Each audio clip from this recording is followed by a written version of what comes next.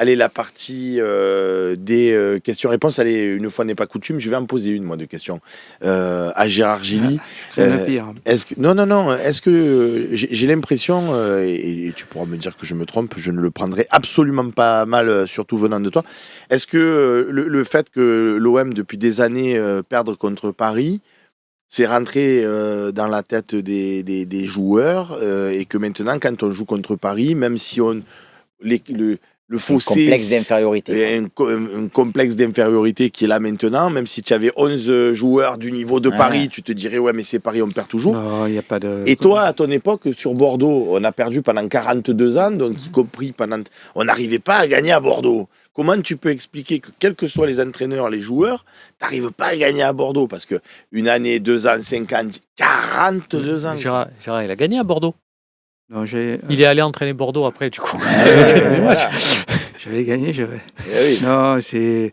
Tu te dis quoi? J'arrive à Bordeaux, je ne gagnerai pas. Là, les effectifs changent. C'est-à-dire que chaque année, maintenant, il y a presque une équipe nouvelle qui joue. Donc le challenge est nouveau pour les joueurs.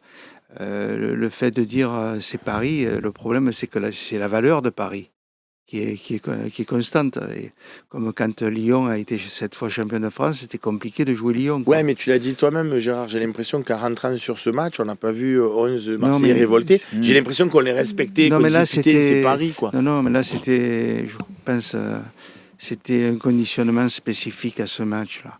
Trop dit, c'est l'année où Du coup, au niveau des effectifs, tu trouves quand même, parce qu'on disait qu'il y a quand même un écart entre Paris et l'OM. Mais cette année, au niveau des effectifs, est-ce que tu trouves que c'est le moment où on s'est le plus rapproché par rapport aux dernières années?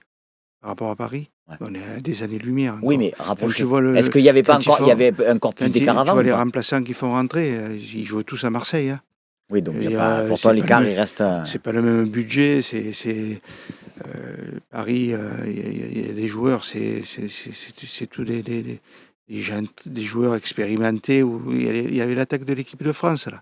Dembélé, Barcola, Colomoni qui joue pas. Enfin, bon. Je veux dire, on est loin. Il faut être lucide, quoi. Il faut être lucide. Là, c'était un match et il fallait faire un coup. C'est pas, on peut pas se mettre au même niveau sur un championnat, quoi.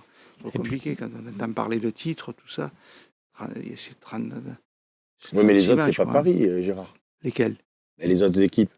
Je veux dire, tu peux battre Montpellier, Saint-Etienne, Auxerre, et tu as le droit de gagner les autres, quand même.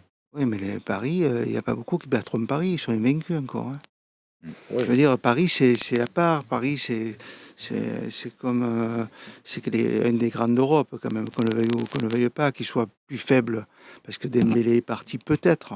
Mbappé est parti, mais ça reste quand même un sacré effectif. Il ne faut pas oublier que, voilà, tu fais bien de le dire, on dit parce que justement Mbappé est parti, ouais, Paris maintenant, c'est un projet sans star et compagnie. C'est une belle partie de flûte, ça, quand même. Alors, je ne me sers pas de ça comme excuse et de dire, vous comprenez, on a perdu, on ne pouvait pas faire autrement. Mais dans le match hier, ils te font rentrer sur le dernier quart d'heure Désiré Doué. Ils te le font rentrer comme tu ferais rentrer un petit jeune, tu ferais rentrer Enzo Sternal. Désiré Doué, c'est 50 millions d'euros.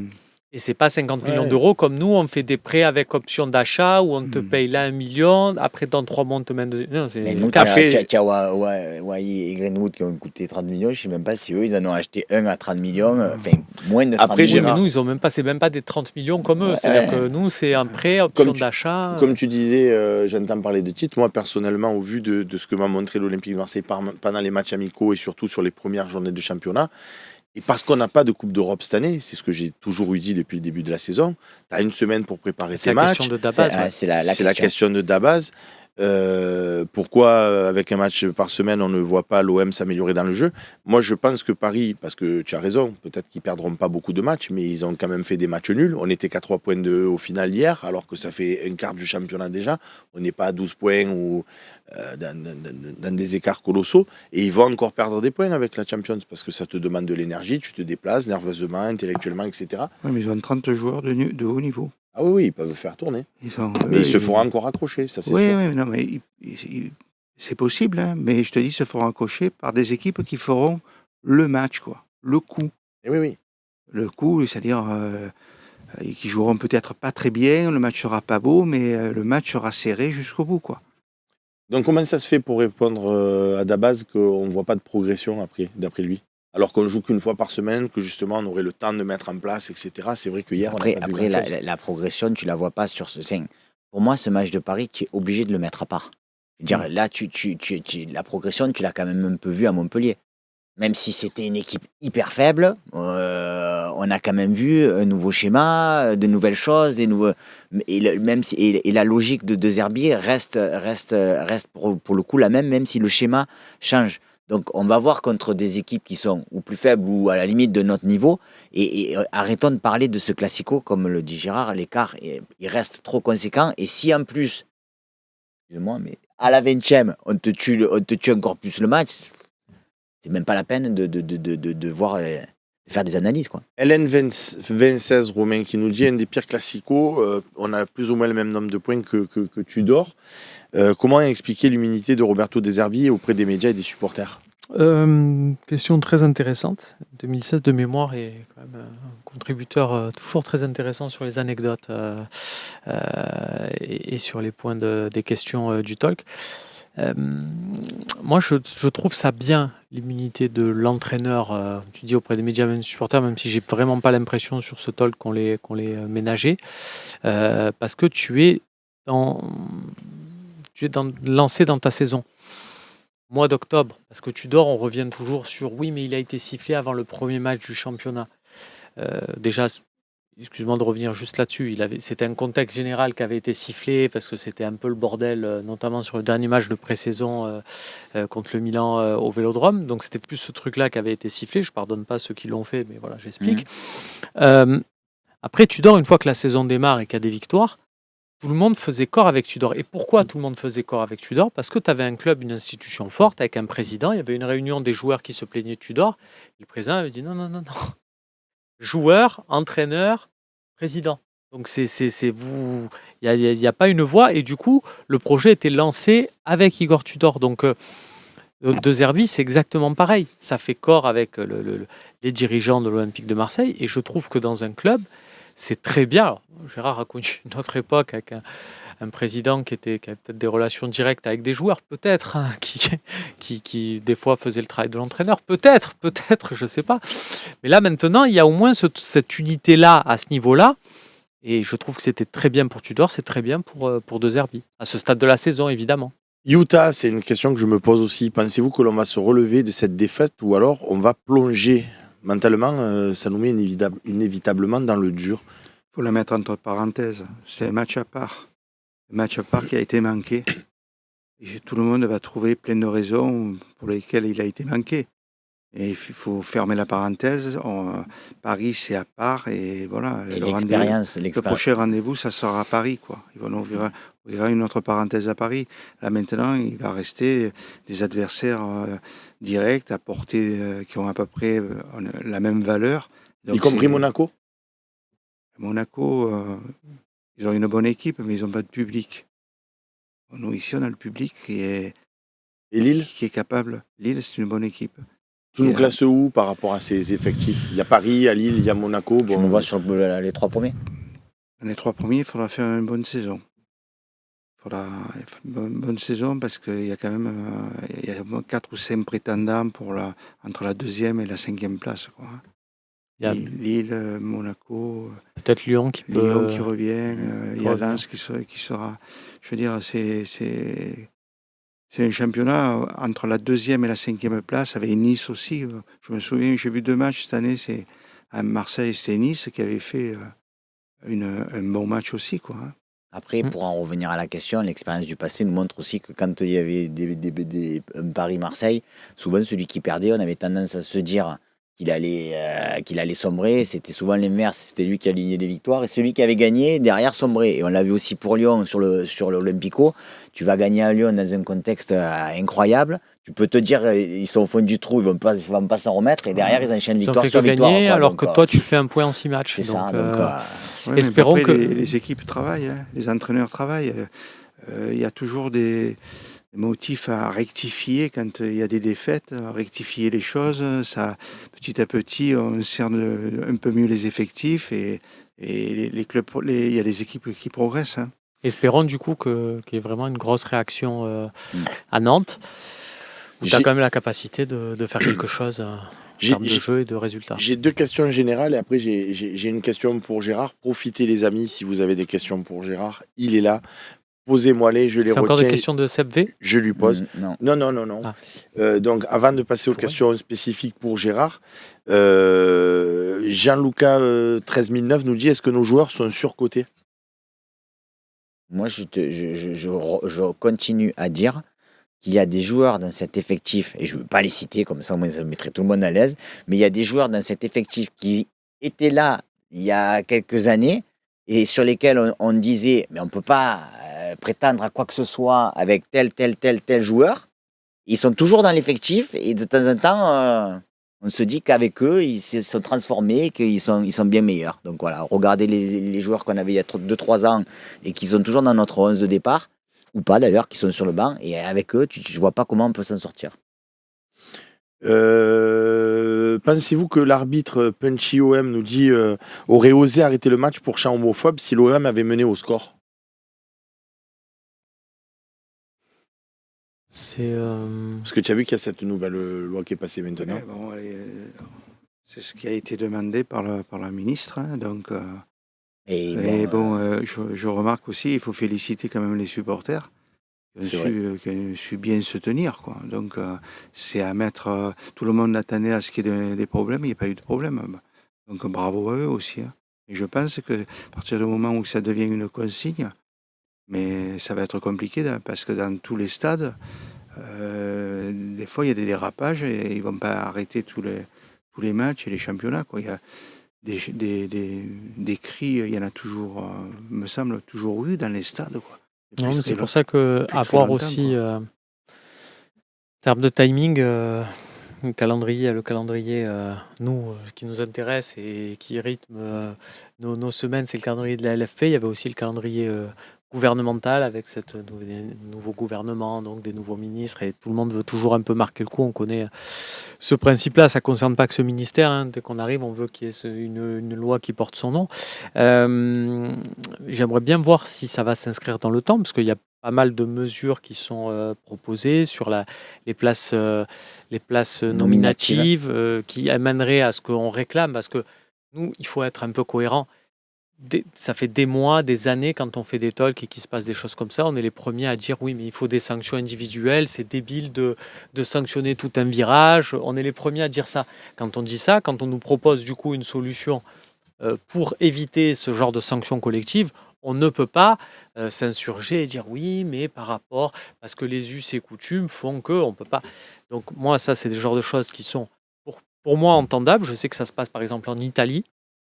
Si on achète une place, il faut qu'on respecte sa place parce que derrière, ils ont des caméras. C'est comme ça que ça se passe en Italie. C'est comme ça qu'ils ont éradiqué beaucoup de problèmes. Donc, je ne peux pas aujourd'hui dire ah ben non, je m'inscris en faux. Faut être cohérent. Mais on va voir s'ils mettent vraiment des moyens pour mettre tout ça en place ou si on marque le coup au départ et puis il n'y a plus rien derrière. Ça ne serait pas une première fois non plus. Romain, merci. Maxence, merci. Maintenant, on passe à Gérard Gély. Non, mais j'ai sélectionné un top 5 des questions. Si vous en écrivez, désolé, je ne vous lis plus parce que j'en ai déjà pris 5. Ça va aller vite, hein. On ne va pas te garder trop longtemps non plus. Mais... On a le droit, nous aussi, d'en rajouter une 6e ou pas ? Ouais, allez, si tu veux. Anthony Dumorbian qui nous dit « Monsieur Gély, vous arrive-t-il de regarder encore des matchs de l'OM de la grande époque ?» Ça m'arrive, oui, ça m'arrive... Ça m'arrive tous les soirs. Que... non, ça m'arrive quand je rencontre un joueur de cette époque-là, quoi. Et puis je me dis, tiens, j'aimerais débriefing vidéo. Alors tu vois, qu'est-ce que je t'avais dit ? Exactement. Là, je t'avais dit, prends la profondeur et tu déconnes. Exactement. Quand il me dit, coach, je n'étais pas d'accord avec vous, et je lui dis, écoute, on va regarder un DVD ensemble. Non, Ça m'arrive aussi, puis de temps en temps, il y a une rétrospective à la télé qui montre, notamment l'an passé, quand il y a eu ce fameux OM Benfica, entre Marseille et Benfica, le club m'avait invité à retourner au stade de la Luz, et puis il y avait sans arrêt le fameux corner et la main de Vata, quoi. Donc ça m'arrive. La deuxième, c'est un top 5. Saona 13, donc Saona 13 qu'on embrasse, Quel est le meilleur et le moins bon souvenir de Monsieur Gilly à l'OM? Et le meilleur, il y en a eu pas mal, quoi. Le meilleur, c'est le doublé 89, parce qu'il était inattendu, et puis parce que j'arrivais, quoi. Je débutais ma carrière et que c'était un peu quelque chose d'assez émotionnel, puisque je suis Marseillais, je jouais des gamins à l'OM, et puis d'un seul coup, quelques dizaines d'années après, je me retrouve entraîneur de l'OM et faire le doublé. C'était un grand moment aussi. Après la découverte de la Coupe d'Europe aussi, avec un parcours qui a été interrompu par la fameuse Menvata. Mais un des moments importants aussi, qui est un peu moins relevé, c'est quand on est monté en D2, de D2 en D1, quoi, dans les années 95. Et donc, personne s'est passé un peu inaperçu, mais je pense que pour le club, ça a été un moment un peu crucial, parce que il fallait pas végéter en D2, quoi. Et ton moins bon souvenir? Mon souvenir, c'est La Menvata. le départ. Ah. Le départ. Quand vous partez en cours de saison comme ça, c'est toujours un peu douloureux, parce que vous quittez quelque chose qui vous a apporté beaucoup de joie, et puis vous partez. C'est toujours un peu délicat à appréhender, quoi. Pour rappeler, du Ouais. coup, l'OM était en tête du championnat assez largement, et avec Gérard à sa tête. Et puis Tapi décide de faire venir Franz Beckenbauer en disant ça va apporter quelque chose de génial. Et du coup, plus personne parle de Gérard Gilly d'un coup, alors que c'était l'entraîneur en tête. On s'est dit, ah ouais, mais bon, Franz Beckenbauer, j'imagine que les mêmes journalistes qui devaient t'appeler tous les jours pour te dire Gérard, t'es le meilleur, d'un coup le téléphone ne devait plus sonner. C'est la vie. Voilà. C'est la vie. Surtout qu'il n'est pas resté longtemps, Beckenbauer. Ouais, vraiment. Non. Joss Strummer qui nous dit quel est ton plus grand regret. Donc c'est pas le moins bon souvenir, mais est-ce que tu as un regret dans ton histoire à l'OM? Le plus grand regret, c'est d'avoir vécu la demi-finale de Coupe d'Europe et de sortir comme ça. Ouais. Parce que il y avait une finale au bout, une finale de Coupe d'Europe, on n'en fait pas tous les jours. J'avais 37 ans et c'était le début de ma carrière. Et le plus grand regret, c'est de l'avoir. On aurait pu perdre le match logiquement, et on aurait dû gagner cette place en finale à Marseille, justement. J'allais dire, le regret, c'est plutôt le match aller, quoi. Et oui, parce qu'à Marseille, on les avait fait littéralement exploser, Ouais. quoi. Et Ouais. puis ce jour-là, on gagne que 2-1, et c'est pas suffisant. C'est pas suffisant pour se mettre à l'abri d'un fait de match qui s'est Il aurait fallu déroulé. que la règle du but à l'extérieur Ouais. soit. Allez, soit la passée quatrième avant. question, Albo Mars. Oui, Seb, pardon. excuse-moi, mais prolongement là-dessus. Ouais. Est-ce que du coup, tu avais regardé la finale, puisque Benfica était passé en finale, avait joué le Milan AC, et il s'était fait Non, je l'ai défoncer regardé contre le quelques- Milan. Est-ce que tu as regardé en te disant, bon, ça va, je préfère qu'au final le Milan gagne, parce que si Benfica gagne la Non, Ligue je des l'ai pas Champions. regardé. Non. Très honnêtement, je l'ai pas regardé, parce que on était encore sous le coup de la frustration, et puis on n'avait pas envie de voir cette Coupe d'Europe soulevée et dire on aurait pu être là, quoi. Albo Marseille pour la quatrième question, l'avant-dernière. Donc bonsoir Gérard, enfin sauf la question bonus de Romain. Bonsoir Gérard, quel est le meilleur joueur que tu aies entraîné? Moi c'est Waddle, je réponds pour toi. Oui, il y a Waddle, mais il y a eu aussi, je veux dire, Jean-Pierre Papin qui était un avant-centre exceptionnel, Francescoli qui était magicien.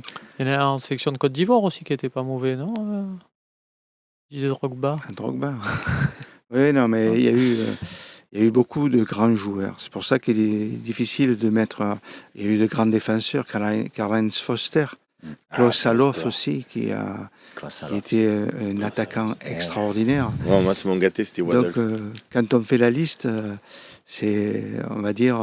Lui ça devait être un des joueurs, Chris Waddle, dont tu nous parlais tout à l'heure, à l'entraînement, il devait pas faire beaucoup d'efforts, non? Je le vois pas. Alors peut-être je me trompe, tu vas nous dire pas du tout, détrompe-toi.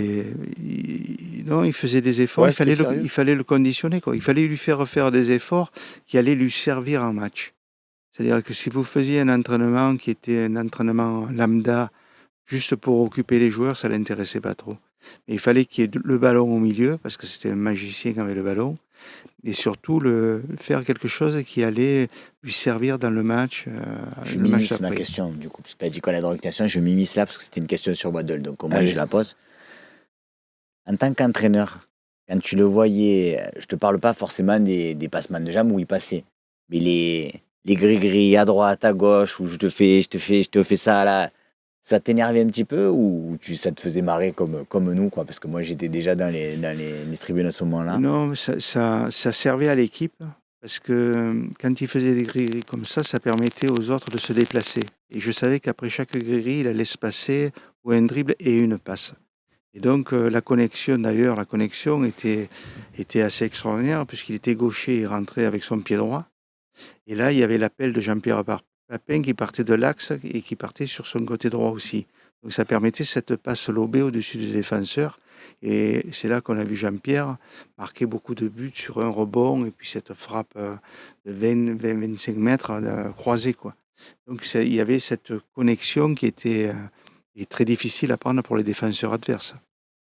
Allez, la dernière question que j'ai mis à la fin parce que je l'aime beaucoup, avant la question bonus éventuelle de Romain Canduti, Technitol 13 qui nous dit Monsieur Gilly, c'est le calme à l'état pur. Est-ce qu'il s'est énervé à la mi-temps de match et est-ce qu'il aurait une anecdote à ce sujet? Oui, bien sûr, là on me voit. Mais oui, mais tu as l'air toujours Non, mais serein. on me voit cool, mais quand il y avait des matchs, il y avait naturellement beaucoup de pression en moi.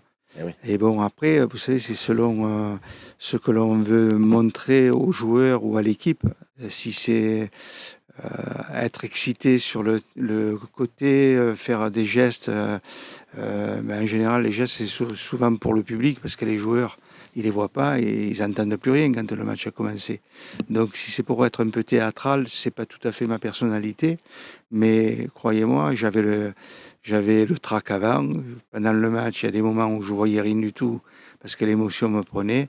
Et après le match, quand on perdait, j'avais un sentiment de frustration qui me laissait chez moi pendant 1 ou 2 jours sans rien dire, quoi. Et à la mi-temps de match, tu as déjà recadré un joueur qu'on connaît tous, qui étaient nos idoles, que ce soit un Papin, un Waddle ou un Moser, comme tu disais. Tu Oui, l'as dit. mais il y a une façon il y a une façon de recadrer. Il ne s'agit pas d'aboyer sur quelqu'un. Il suffit simplement de lui dire, tu peux faire un peu plus, tu peux faire différemment. On compte tous sur toi, de façon à ce que le joueur ait envie d'apporter quelque chose en plus. C'est pas le brimer, c'est pas l'humilier devant les autres. Bien Ça, c'est pas intéressant. Et si c'était le président qui le faisait la mi-temps, ça te gênait pas un petit peu? Ben, contrairement à ce que pensaient les gens, moi, j'ai jamais vu Bernard D'accord. Tapie à la mi-temps. Avec moi, il est jamais descendu à la mi-temps. Il avait son avis après le match parce qu'il était entouré de plein de conseillers qui lui donnaient plein de conseils. Mais à la mi-temps, il est jamais intervenu à la mi-temps pour dire quoi que ce soit. Il y a Phoenix qui nous dit, question pour Gérard, elle est où la moustache? Elle est tombée quand elle a commencé à devenir un peu blanche. Donc j'ai dit, on va essayer de rester un peu jeune. T'avais ta question bonus? Ouais, alors justement, on parlait des événements tout à l'heure, parce qu'il y a eu cette période, il y a eu d'autres périodes à l'OM. Moi, j'avais été, c'est pas un truc extrêmement glorieux, mais c'est pas très grave non plus, mais j'avais été choqué par ton dernier passage en tant qu'entraîneur à l'OM, donc la saison où l'OM remonte en Division 1, et tu avais subi, j'étais très petit, mais j'avais été choqué par la charge de Robert Louis Dreyfus sur la fin, enfin, qui disait en gros, ouais, il faut changer d'entraîneur. Enfin, je trouvais que c'était assez dur. J'avais vécu ça, j'étais petit, j'avais lu ça dans le Provençal à l'époque, et j'avais vu ça, je m'étais dit, wow, quand même, on met beaucoup sur le dos de l'entraîneur. Il y a ce dernier match où on perd 8-0 à Lyon. Alors, c'était pas grave, on était milieu de tableau. Et puis, quand j'ai eu l'occasion d'en parler un peu avec 2-3 personnes dans le foot, on m'a dit, ouais, mais tu sais, de ce match-là, c'était déjà un peu bizarre et compagnie. Je me suis dit, bah, tiens, un jour, j'en parlerai à Gérard Gilly, je Non, lui il demanderai. était clair et net quand il y a eu changement de président. Quand j'ai rencontré Robert Louis Dreyfus, c'était évident que je n'étais pas son entraîneur. Donc, il avait choisi de prendre Roland Courbis. Et donc, la saison s'arrêtait. Il y avait encore ce match à Lyon. Alors, c'était un peu paradoxal parce que le match avant Lyon, c'était Paris qu'on avait battu ici de Marseille. Et toute la semaine, il restait un match. Dans la semaine, justement, pour en revenir aux impressions d'entraînement, les impressions que j'avais, c'était pas très positif, c'était pas très beau. Je sentais pas le dernier match à Lyon. Et la moitié de la semaine, je me suis dit, je vais mettre une équipe de jeunes. C'est-à-dire que les joueurs qui ont gagné contre Paris, ils sont en vacances. Et je pars à Lyon pour le dernier match avec une équipe de jeunes. Et c'est ce que j'aurais dû faire parce qu'à Lyon, vraiment, l'équipe a lâché, quoi. Je crois qu'à 7-0 à la mi-temps. Enfin, Il y avait c'était un truc. 4-0 au bout de 20 minutes. Mm. Donc, je me suis interrogé, je vous le dis aujourd'hui, quoi. Je me suis interrogé à 4-0 de me lever, d'applaudir et de partir. De montrer que c'était bon, quoi. C'était trop gros, quoi. Quand l'équipe lâche comme ça veut dire... Et ça a tellement été une caricature de match que, en fait, quand on est rentré à Marseille, je me suis dit, on va avoir les voitures brûlées. Il n'y avait rien du tout, il n'y a pas eu de truc. Mais pour en Tu veux revenir, dire que c'est les joueurs qui t'avaient lâché? ils ont lâché le match. 4-0 au bout de 20 minutes, je veux dire, c'est trop gros, quoi. Ils savaient qu'ils n'allaient pas être gardés eux non plus. C'était. Ils savaient déjà que je n'étais plus l'entraîneur l'année Mm. prochaine. Donc, quand Ouais. vous parlez, vous n'avez plus l'autorité du pouvoir, ça devient compliqué. Ils avaient la tête véritablement tournée vers leur avenir. Alors c'est vrai que le match, ça leur a pas servi, mais ils avaient ils n'avaient pas un grand motif à se blesser, à faire quelque chose, quoi. Il y a Anthony Dumorbihan qui nous dit qu'il faudra revenir plus souvent, monsieur Gilly. Mais, T'as été très apprécié. merci beaucoup. En tout cas, ça m'a fait plaisir déjà d'avoir ces conversations avec vous. Ça me rappelle beaucoup de choses. Et puis, c'est très sympa parce qu'on sent que vous aimez beaucoup le foot, quoi. Et que vous aimez l'OM, quoi. Ah oui, ça c'est sûr. Plutôt, ouais. Et venant de Gérard Gilly, c'est un sacré compliment. Merci Maxence, merci d'avoir été avec nous. Romain, merci. Gérard, merci du temps que tu nous as accordé. Merci à Et vous. puis, si on a le plaisir et la chance de t'avoir sur un autre débrief, ça sera avec grand plaisir. Et merci à vous pour votre fidélité. Malgré cette défaite face au Paris Saint-Germain, on reste mobilisé parce que, écoutez, l'OM a encore beaucoup de choses à faire dans ce championnat de Ligue 1. Au plaisir. Bye bye, les amis.